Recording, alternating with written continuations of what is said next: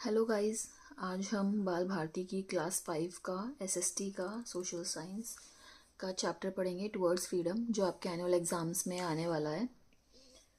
ये चैप्टर है बेसिकली, आपको पता है कि इंडिया में पहले ब्रिटिशर्स थे, ब्रिटिश रूल था और कई अबाउट 300 ईयर्स उन्होंने उनका रूल रहा, वो हमारे इंडिया में रहे, जिसके बाद इंडिया को इंडिपेंडेंस मिली।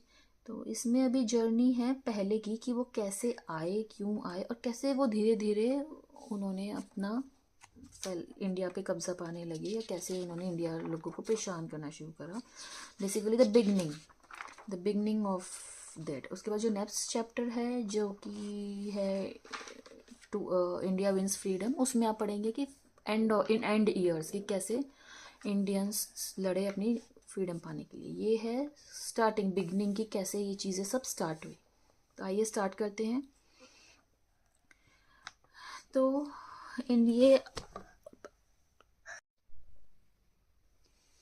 तो हम स्टार्ट करेंगे chapter. India has always been famous for spices, textiles, jewellery and pearls. हमेशा इंडिया फेमस रहा है। यहाँ पे बहुत सारी चीज़ें बहुत सारी क्वांटिटी में और बहुत अच्छी क्वालिटी में रही हैं, जैसे मसाले, टेक्सटाइल्स, क्लोथ इंडस्ट्रीज, ज्वेलरी बहुत ही रिच माना जाता था इंडिया को। पहले आपने सुना होगा सोने की चिड़िया कहा जाता था, क्योंकि बहुत गोल्ड था हमारे इंडिया में। Pearls. The Arabs were among the first to came to India for trade. सबसे पहले इंडिया में ट्रेडिंग करने के लिए, ट्रेडिंग है कि खरीदना बेचना, वो अपना सामान ला के कुछ बेच रहे हैं, कुछ हमारा सामान ले जाकर बेच रहे हैं, तो कुछ बिजनेस करने के लिए सबसे पहले इंडिया में अरब्स आए थे। The Portuguese, Dutch, French and British followed. उसके बाद पोर्टुगीज़ लोग आए, डच लोग आए, फ्रेंच लोग आए, ब्रिटिश, ये अलग अलग कंट्रीज़ के लोग हमारे इंडिया में आए अपना बिजनेस या ट्रेड करने के लिए। The British emerged as the most powerful among them. बाकी सब आए, ट्रेड करा, कुछ टाइम करा, चले गए, लेकिन सबसे ज़्यादा पावरफुल ब्रिटिश थे। They traded through the English East India Company. उन लोगों ने जो ट्रेड करा, उनकी एक कंपनी थी जिसका नाम था ईस्ट इंडिया कंपनी, उसके थ्रू वो ट्रेड करते थे। The company bought goods cheaply from India and sold them abroad at high prices. वो क्या करते थे, वो इंडिया में सस्ता सामान था, इंडिया के भोले भाले लोग थे, जो सामान था उसको बहुत सस्ते में यहाँ से खरीदते थे और दूसरी कंट्रीज़ में बाहर जाके बहुत हाई प्राइजेस में बेचते थे, जिससे उनको बहुत प्रॉफिट होता था। This result in huge profit for the company. Company बहुत प्रॉफिट होने लगा, उन लोगों को अच्छा लगने लगा, मज़े आने लग गए और बहुत प्रॉफिट होने लग गया। Little by little the English East India company establish control over the whole India. और धीरे धीरे धीरे धीरे इस इंग्लिश ईस्ट इंडिया कंपनी ने थोड़े थोड़े पार्ट्स करके पूरे इंडिया पर अपना कंट्रोल जमा लिया।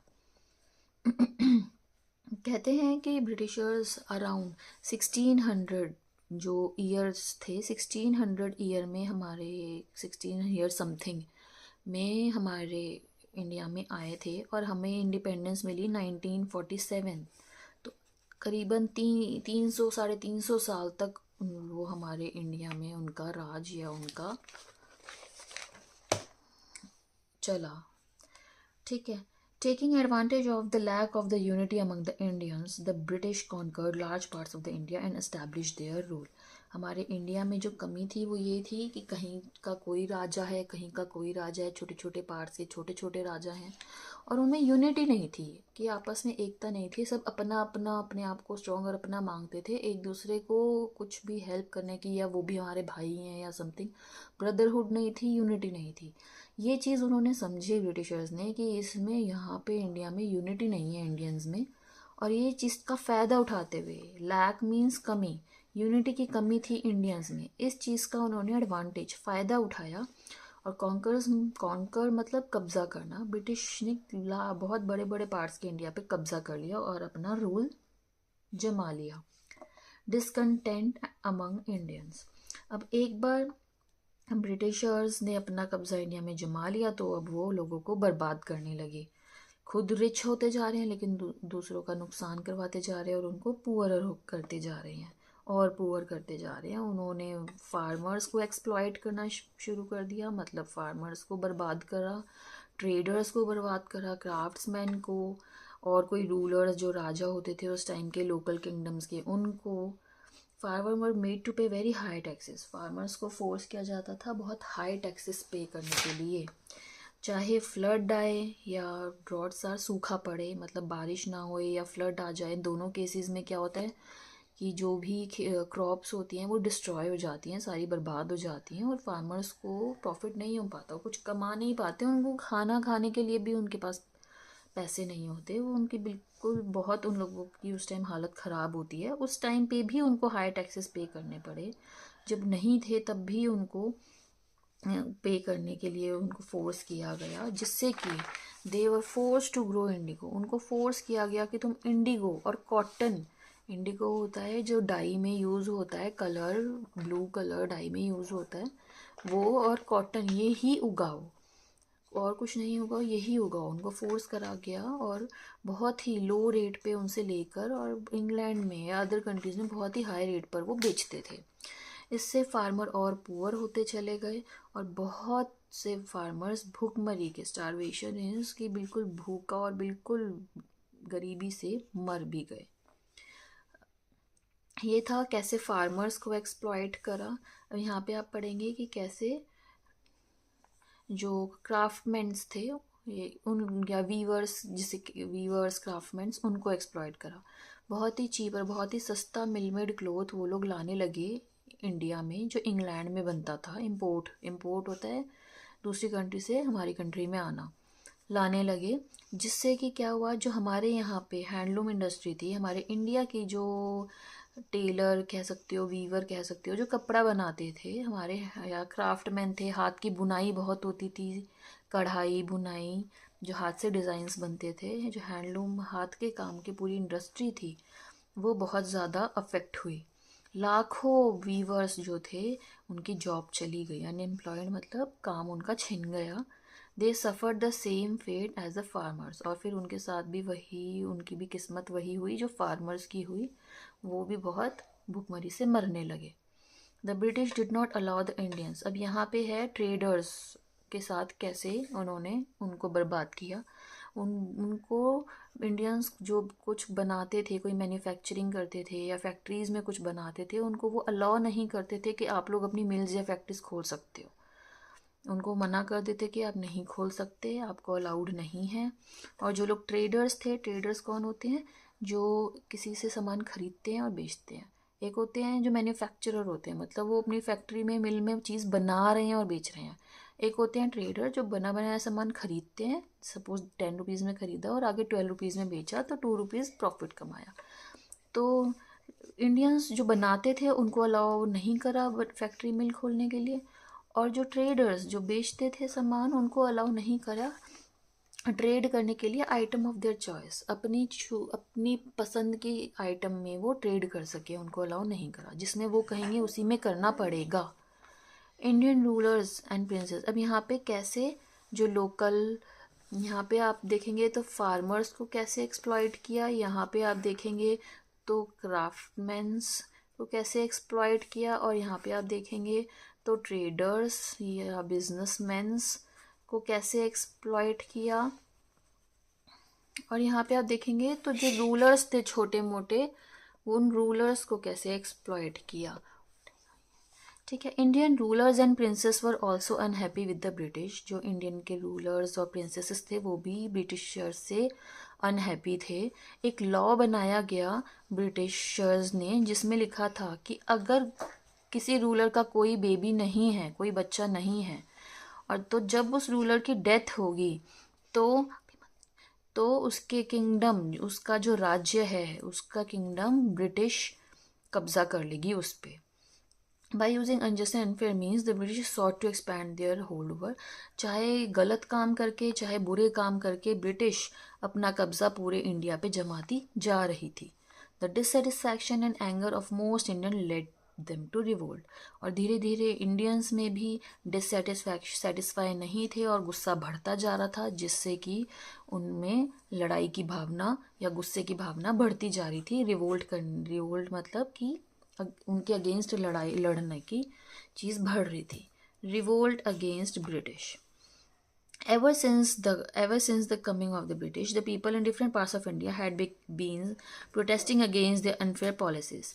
जब से ब्रिटिश आए थे तो अलग अलग इंडिया में अलग अलग पार्ट्स में लोग उनके पॉलिसीज या उनके जो नए नए रूल्स लॉज के अगेंस्ट उनके अगेंस्ट बोलते थे और प्रोटेस्ट करते थे. However, there was no unity in their protest. लेकिन उनके प्रोटेस्ट में कोई यूनिटी नहीं होती थी. उनके प्रोटेस्ट में कोई यूनिटी नहीं होती थी, क्योंकि कुछ लोग कहते थे कि हाँ ठीक है, जैसा हो रहा है ठीक है, हम कुछ नहीं बोलेंगे.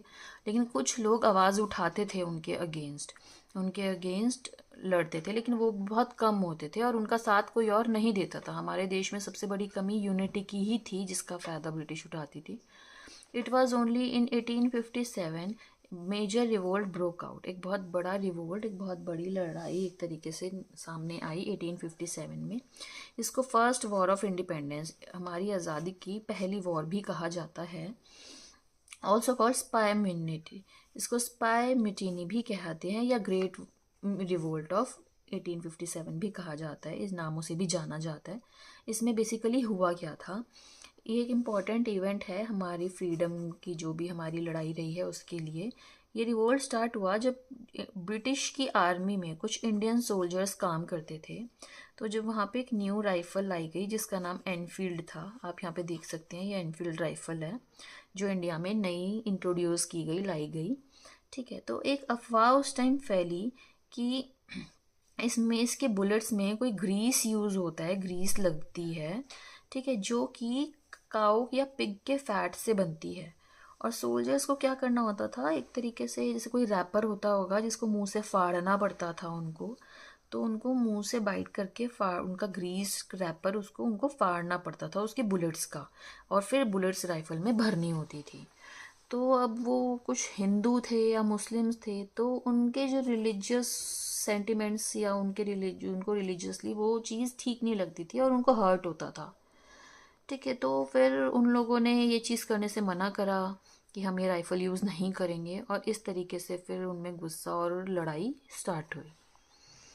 ठीक है, the revolt started at Meerut. ये रिवोल्ट स्टार्ट मेरठ में हुई थी और धीरे धीरे ये पूरे सब पार्ट्स में, इंडिया के नॉर्थ पार्ट में और सेंट्रल पार्ट में और फिर इधर सेंट्रल पार्ट में ये फैली. इसमें फार्मर्स, क्राफ्टमैन्स और अदर सोसाइटी के और अलग सेक्शन के लोग भी ने भी ज्वाइन किया, क्योंकि गुस्सा उनके अंदर भी था, अफेक्ट वो लोग भी हो रहे थे. The soldiers declared the last Mughal emperors Bahadur Shah Zafar there leader. तो सोल्जर्स ने उस टाइम जो कोई राजा रहे होंगे, लास्ट मुगल एम्परर के राजा बहादुर शाह जफर, उनको अपना लीडर मान लिया और रिवोल्ट की. The revolt was led by Nana Saheb, और रिवोल्ट में ये लोग भी शामिल हुए. नाना साहेब तांत्या टोपे कानपुर से, रानी लक्ष्मीबाई झांसी से, और बेगम हजरत महल अवध से. अब रिवोल्ट के बाद क्या हुआ, the British suppress the first war of independence. अब ब्रिटिशर्स ने बिल्कुल अगेंस्ट और इसको जैसे कहते हैं साथ नहीं दिया और बिल्कुल इसकी खिलाफ थे. Many factors were responsible for failure of revolt. अब ये जीत गए ब्रिटिशर्स, ये लोग इंडियंस नहीं जीत पाए, क्योंकि इन बहुत कई रीजंस हैं इनके फेलियर के. It is not spread in all parts of India. ये बहुत ही कम पार्ट में होके रह गई, लिमिटेड में, ये सारे इंडिया में नहीं फैल पाई. Indian soldiers did not have sufficient money and good weapons. Indian soldiers के पास सब पैसा और अच्छे हथियार भी नहीं थे. Revolt was not organize properly. On the other hand, the British soldiers were well equipped with the modern weapons and were very well organized. जो ये रिवोल्ट था, ये प्रॉपर प्लानिंग और प्रॉपर ऑर्गेनाइज भी नहीं था, जबकि ब्रिटिशर्स के पास बहुत अच्छे हथियार थे और वेपन्स थे और उनकी प्लानिंग और पूरे वेल ऑर्गेनाइज्ड भी थे. हमारे में इतनी यूनिटी, इतने अच्छे से चीज़ें नहीं थी. After the revolt was सुप्रेस्ड, many Indians were either killed और पुट इनटू प्रिजन. अब जब हार गए तो उसके बाद ये ख़त्म हो गई, तो ब्रिटिशर्स और स्ट्रॉन्ग हो गए और गुस्से में हो गए, तो उन्होंने इंडियंस को या तो जो लड़ रहे थे या तो मारा या उनको जेल में बंद कर दिया. Rule of east India ended in 1858. 1858 में ईस्ट इंडिया कंपनी को बंद कर दिया गया and the administration of India was taken over by government of England. और जो इंडिया का कामकाज था सारा एडमिनिस्ट्रेशन या सारा सिस्टम गवर्नमेंट ऑफ इंग्लैंड ने संभाल लिया। However the Indian princes were allowed to rule over their territories, लेकिन जो कुछ राजा उस टाइम बचे हुए थे उनको बोला कि तुम अपने टेरिटरीज पे राज कर सकते हो, लेकिन बोल दिया राज कर सकते हो, लेकिन फिर भी इतने लूज रूल्स और लॉज बनाए हुए थे कि वो लोग अपनी मर्जी से नहीं कर सकते थे। एक तरीके से वो ब्रिटिशर्स के ही इशारों पर उनको नाचना पड़ता था। अब social and religious reforms. The British introduce modern education in India. Britishers ने सब बुरा ही करा है, लेकिन कुछ चीज़ें अच्छी भी हुई, जैसे कि उन्होंने मॉडर्न एजुकेशन लाए इंडिया में, और धीरे धीरे इंडियंस पढ़ने लगे, लिखने लगे, एजुकेट होने लगे, और उन्होंने बहुत ही सोशल और रिलीजियस रिफॉर्म्स लाए। रिफॉर्म्स मतलब कुछ इम्प्रूवमेंट, जो कुछ कमियां थी हमारे इंडिया में उनको ठीक करने लगे, कुछ रिलीजियस और सोशल। कुछ रिफॉर्मर्स, कुछ ऐसे लोग जिन्होंने पढ़े लिखे एजुकेट हुए और वो बदलाव लाए, उनके कुछ लोगों के नाम हैं राजा राम मोहन रॉय, ईश्वर चंद्र विद्यासागर, देवेंद्र नाथ टैगोर। ये बहुत ही एक्टिव थे उस टाइम पर, जिन्होंने काफ़ी कुछ करा इंडिया के लिए। उन्होंने प्रोटेस्ट करा। बहुत सारी ऐसी चीज़ें हमारे समाज में, हमारे इंडिया में उस टाइम होती थी जो गलत थी, जिसके अगेंस्ट उन्होंने लोगों को समझाया, उन्होंने स्टैंड लिया कि ये नहीं होना चाहिए। फॉर एग्ज़ाम्पल सती में क्या होता था कि अगर किसी का हस्बैंड मर जाता है तो वाइफ को भी फोर्सफुली, जब उसको हस्बैंड को फायर दी जाती है और जलाया जाता है, तो उसको बोल दिया जाता है कि पत्नी भी की भी लाइफ एंड हो जाएगी और वो भी उसके साथ फायर में उसको भी ज़िंदा बैठना पड़ेगा और वो भी जल के मर जाएगी। ठीक है, तो ये सती सिस्टम था पहले हमारे इंडिया में, और ये गलत था। इसके अलावा जैसे किसी के बेबीज़ हो रहे हैं और सबको बॉयज़ ज़्यादा प्रेफर होते थे, बॉय चाहिए होते थे, तो अगर किसी के गर्ल या फीमेल बेबी हो रहा है तो वो पसंद नहीं करते थे और उसको मार देते थे गर्ल बेबी को, वो चीज़ गलत थी। इसके अलावा चाइल्ड मैरिजेस होती थी, छोटे बच्चों की ही मैरिज कर देते थे। कास्ट सिस्टम था, अलग अलग कास्ट आपने सुनी होंगी, लोअर कास्ट वगैरह को डोमिनेट करना और उनमें भेदभाव करना, ये सब चीज़ें गलत थी। दे ऑल्सो एनकरेज, उन्होंने विडो की री मैरिज की। अगर किसी का पति मर जाता है तो उसकी दोबारा शादी कराओ, उसकी लाइफ दोबारा बसाओ। ठीक है, इस चीज़ के लिए लोगों को एनकरेज करो। और एजुकेशन ऑफ वुमेन, कि वुमेन का पढ़ना भी ज़रूरी है, नॉट ओनली मैन, वुमेन्स को भी पढ़ाओ। ये दो चीज़ें भी इन्होंने एनकरेज करी। ये कुछ चीज़ें हैं जो हमारे समाज में अच्छी नहीं थी और ये बदलाव लाए गए। Rise of nationalism. Educated Indians realize that the British want to keep India poor. अब जो पढ़े लिखे लोग इंडियंस थे उन लोग को धीरे धीरे ये रियलाइज़ होने लगा कि जो ब्रिटिशर्स हैं ये हम लोग इंडियंस को और पुअर करते जा रहे हैं और बैकवर्ड करते जा रहे हैं और कभी भी हमें ग्रो नहीं करने देंगे। इस रियलाइजेशन में धीरे धीरे इंडियंस में यूनिटी आने लगी। जो कमी थी वो धीरे धीरे उनको यूनाइट करने लगी, उनको एकता उनमें आने लगी, और धीरे धीरे ये यूनिटी या नेशनलिज्म की फिगर कि हम सब इंडियंस हैं, हम सब भारतीय हैं, धीरे धीरे और स्ट्रॉन्गर होने लगी। और the growing feeling of nationalism resulted in formation of, और जैसे जैसे बढ़ने लगी वैसे वैसे फिर उन्होंने अपनी एक टीम, एक तरीके से एक पार्टी बना ली और एक इंडियन नेशनल कांग्रेस 1885 में बनी। अपनी एक तरीके से पार्टी उन्होंने बनाई। The Indian national Congress was formed by English man. ये एक इंग्लिश मैन थे, एलन ऑक्टेवियन ह्यूम, उन्होंने ही बनाई थी। इट्स फर्स्ट सेशन, इसका पहली मीटिंग बॉम्बे में, जो अब मुंबई कहते हैं जिसको, उसमें हुई, और जिसमें 72 लोगों ने पार्ट लिया पूरे इंडिया में से। इस सेशन के प्रेसिडेंट थे उमेश चंद्र बनर्जी। इसके बाद कांग्रेस हर साल अलग अलग सिटीज़ में मीटिंग्स होने लगी और धीरे धीरे और स्ट्रॉन्ग होती चली गई, और इससे उन लोगों में, इंडियंस में और यूनिटी और नेशनलिज्म की, हम भारतीय हैं, हमें आज़ादी चाहिए, और धीरे धीरे बढ़ता गया। At the same time it requested the government to introduce reforms to improve living conditions. और इसी टाइम पे उन्होंने गवर्नमेंट से भी रिक्वेस्ट करी कि हमारे लोगों के सुधार के लिए, उनकी लिविंग कंडीशंस को सुधारने के लिए आप लोग कुछ कीजिए और बदलाव लाइए अपने लॉज में, रूल्स में। The growing popularity of Congress worried the British, जैसे क्योंकि कांग्रेस बहुत पॉपुलर हो रही थी, सब सपोर्ट कर रहे थे, तो ब्रिटिशर्स को चिंता होने लगी। To suppress the rising spirit of nationalism the government passed many strict laws. अब क्योंकि अब वो देख रहे थे कि लोगों में नेशनलिज्म और यूनिटी बढ़ रही है, तो उन्होंने बहुत स्ट्रिक्ट लॉज और बहुत ही अजीबोगरीब नए नए रूल्स बनाने स्टार्ट कर दिए। They also use the policy divide and rule to prevent Hindu Muslim from uniting. उन्होंने एक और पॉलिसी अपनाई हिंदू और मुस्लिम्स को अलग करने के लिए, ताकि ये लोग ना जुड़ पाएं।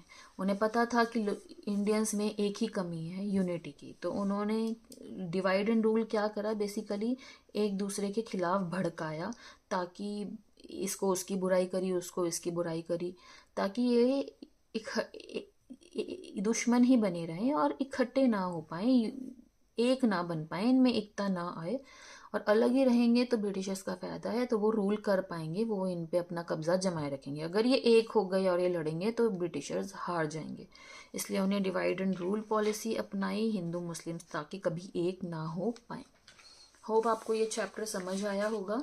अगर आपको कोई डाउट्स हैं तो आप मेरे से ज़रूर पूछें। Next chapter India wins freedom, इसमें हम जानेंगे कि कैसे सब लोगों ने लड़े ताकि ब्रिटिशर्स को भगा पाएँ अपने देश से और इंडिया इंडिपेंडेंट इंडिया बन पाए। तो नेक्स्ट वीडियो में ये चैप्टर लेंगे। Thank you so much. अपने कोई क्वेरीज आप मुझे कमेंट ज़रूर करें।